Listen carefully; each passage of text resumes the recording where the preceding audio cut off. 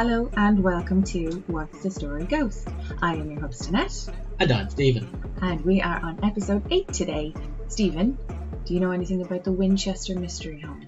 I have a funny feeling it's to do with the Winchester pew pew gun thing. Is that because you saw my notes? It's a bit because it's on my notes, yes. So as usual, I will pop the references or sources into the description. There was quite a lot. This episode's going to be a little on the long side. Mostly because I love the story and also because there's a lot in it. So will we crack on? Crack on.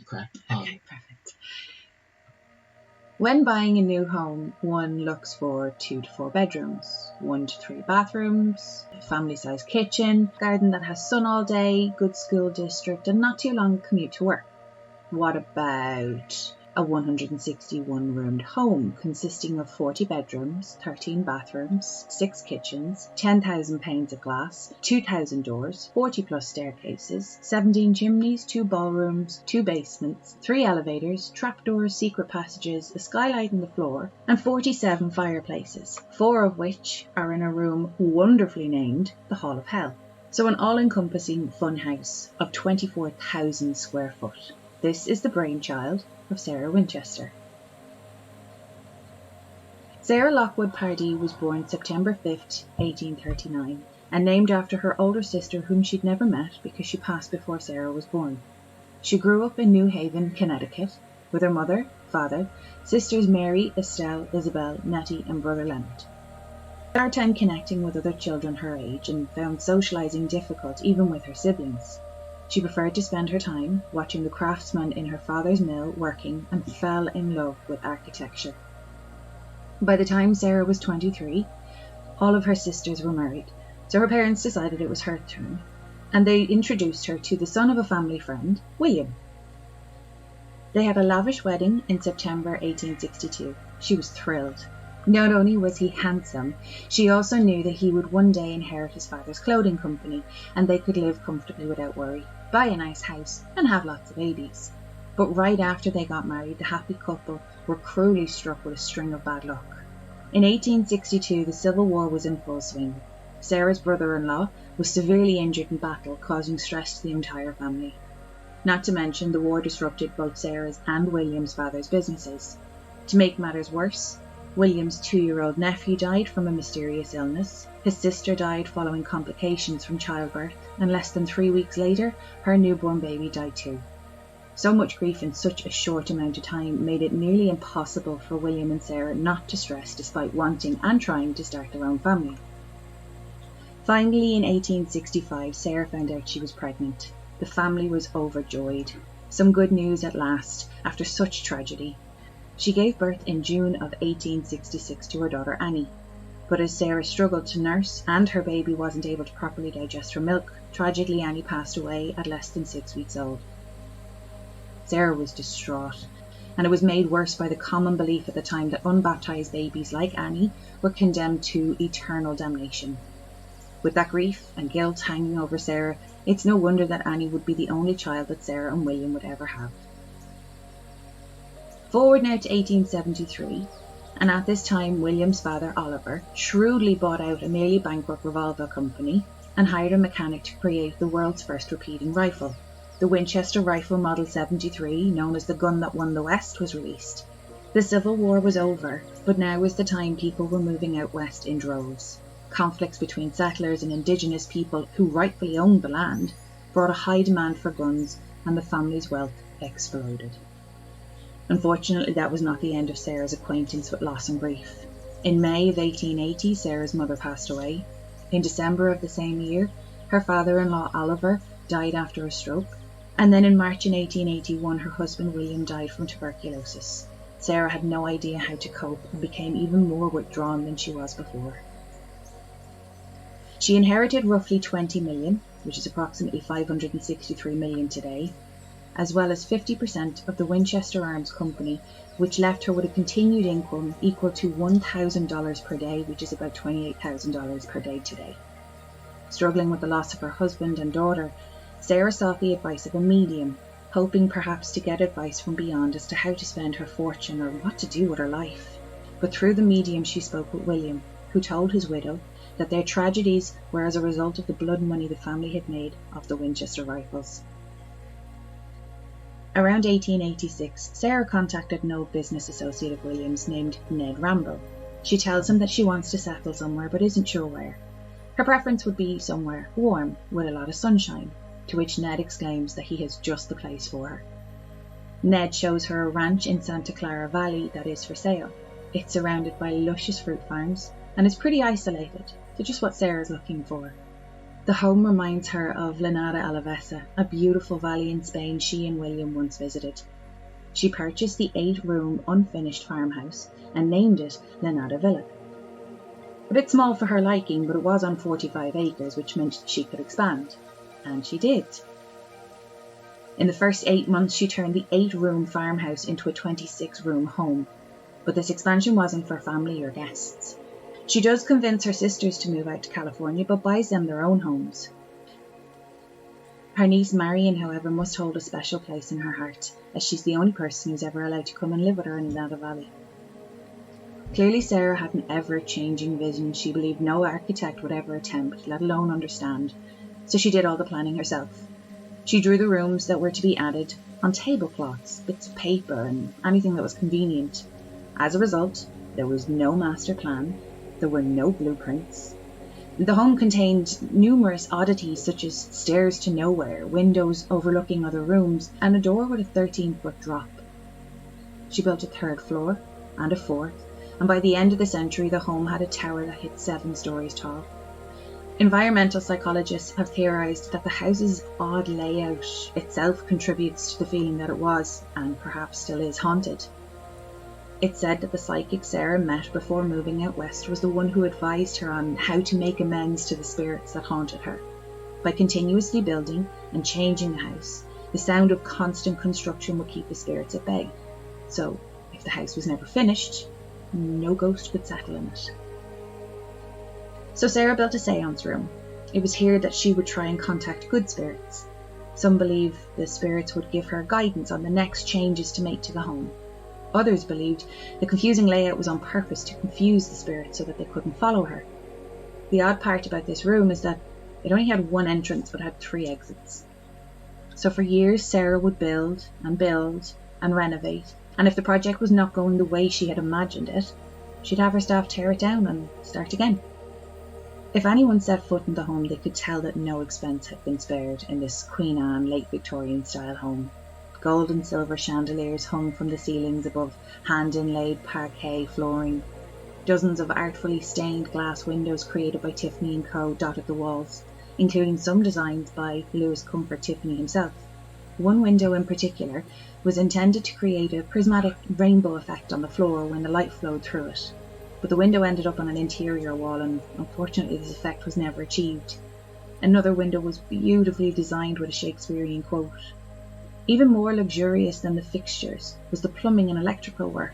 Rare for the time, the Lanada Villa boasted indoor plumbing, including coveted hot running water, forced air heating throughout the home, a rare horizontal elevator, and push-button gas lighting.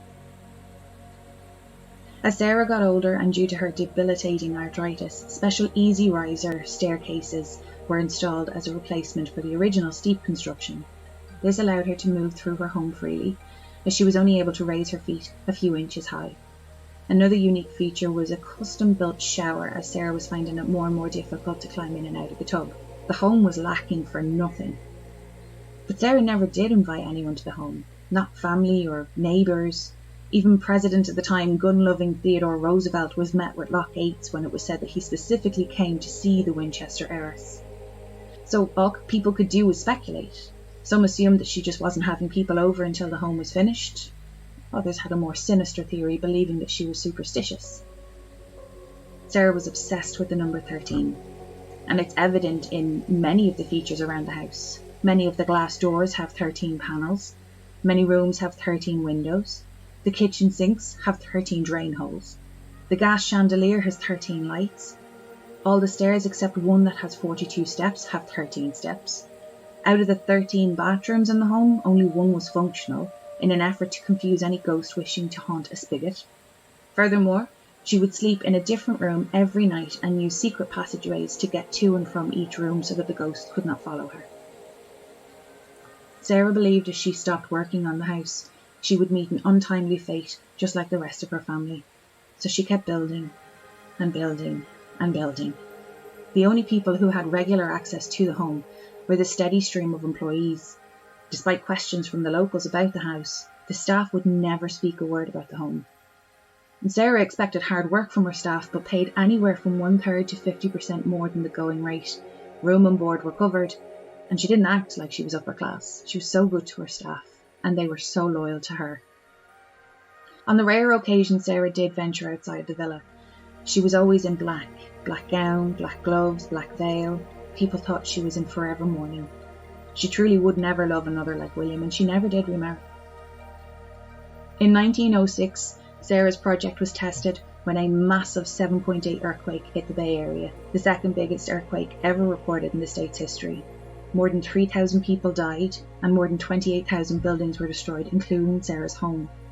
The home itself was built using a floating foundation that was believed to have saved it from total collapse. The 7-story tower had completely crumbled, leaving a gaping hole in the 3rd floor. Chimneys had fallen through the roof, and all the windows had smashed. As for Sarah, she was safe, but stuck in the Daisy bedroom, named for the floral motif on its windows. Despite her near brush with death, she refused to tear down the extremely damaged home and start again. Instead, she removed what rubble she could and kept as much of the original house as possible, and then just kept going. But the 7-story tower was not rebuilt, along with several of the rooms just blocked off. So instead of building up, she built out. Over nearly 40 years, Sarah Winchester was busy building a mysterious mansion that stands to this day. She passed away on September 5th, 1922, at which point the construction immediately stopped. Sarah's niece inherits $3,000, the contents and personal possessions of both Sarah's homes, and the income of a nearly $200,000 trust fund for the remainder of her life. Her staff was left something each in her will, and the land sells easily, but not the house. The home took some work because people were afraid of it. Eventually, a local aristocrat, John Brown, purchased it for a measly $120,000. John and his wife, Mamie Brown, planned to create a park featuring a backety-back railway, one of the earliest known wooden roller coasters designed and initially built by John at an amusement park in Canada. But due to local restrictions and an overwhelming public interest in the house, they shifted their focus to open the house to the public, and the roller coaster was never built. There's a belief that clues to the home's true meaning are hidden in the ballroom, the Shakespeare windows, and the iron gates. The theory suggests that Sarah was a member of the mystic society like the Rosicrucians, or a secret society like the Freemasons, or possibly both. In October of 1924, Master Magician Harry Houdini visited the Winchester estate during his nationwide spiritualism tour. His intention for the visit? To debunk the legends and lore that were circulating about Sarah's Winchester Mystery Home. He left with more questions than answers. Many tour guides of the Winchester Mystery House bypassed the corridors on the 3rd floor. It was reported that footsteps and unfamiliar voices were heard on the 3rd floor, but no sign of living people were seen in the area. Over the years, the house was open to the public. Many sightings of figures, feeling of coldness, and unknown presences were reported. The frequent phantom that tourists and guides reportedly see in the house was a man with jet black hair. He looked like a former handyman of the house because he was always seen pushing a wheelbarrow or repairing fireplaces. Some believe the home was not haunted, but Sarah herself, and the expansion of the home was to give the spirits haunting her somewhere that they could find peace. I think Sarah was a wonderful woman who was way ahead of her time. Let's be honest, if a man did what she did, there wouldn't be any questioning. He would be a visionary. But she was a woman in the 18 and 1900s with money. And I do truly believe that she believes that she was haunted. And her love for architecture was a fantastic way to deal with the grief of losing her only child and the man she adored. If ever you wonder what the mind of a heartbroken woman looks like, take a walk through the halls in the Winchester Mystery House. What do you think of that? That was a good one. Yeah. Yeah. If you said there that if a man did it, he would be a visionary. Yeah. I don't know if a man built a stairs to nowhere or put a window in that was for the light but put it on the inside, or did any of the wild and wonderful things that didn't seem to properly come to their full fruition, I'm not sure that he would be called a visionary with the lads on the golf club. Okay, right. I reckon there's a few other choice names that man would receive. But see, okay, Sarah grew up very close to Yale, and Yale was known for... Physically or emotionally? Well, pretty much both, really. Okay. Because she grew up in such close quarters to people who were in the Freemasons and were in the Rosicrucians, she just had this different outlook on life. So I think she just saw things from a different angle, because when I'm looking at I genuinely thought there's a couple of skylights in the house, but there is one that's on the inside, on the floor. And when I looked at it, I thought it was strange. And then I realised she was actually just utilising light that was coming in from downstairs up. So the downstairs rooms had light coming in their windows, but the top ones didn't. So to anyone else listening to the story, releasing the inner light. Yeah, well, yeah. Maybe it's a euphemism for the ghost. Just release your inner light. Yeah, there you go. I think a lot of the stuff that she did in the house was purely because she just wanted to get into architecture, and women just didn't do it back then. I think it's because of the good spirits that you were talking about. I have a list of possible good spirits. There you go. First would be a whiskey. Yes. Second would be a vodka. Okay. You see where I'm going with this? I thought you were going to say Casper. I'm really surprised. No, Casper's a ghost. Yeah. Whiskey's a spirit. Casper the Friendly Scotch. It could work. Well, if ever I have my own line Casper on the rocks. Yeah. Can you imagine asking the barman? Although they've been asked for weirder. What else did I say? Who's this Marion one? Her niece. Yeah. I'd like to be her niece. I know, right? How many? All the monies, please. Big dollar bills. So basically, she wanted her family to be close to her, and I found out afterwards when I had written most of this, because I saw the part at the end where it was like she inherited from her 2 houses, and I think she actually had 2 or 3 houses. But as she got that little bit older and the arthritis really started to set in, I think one of her sisters also was a little bit ill. So she went to go and live with one of her sisters because it was more convenient for her and for her sister.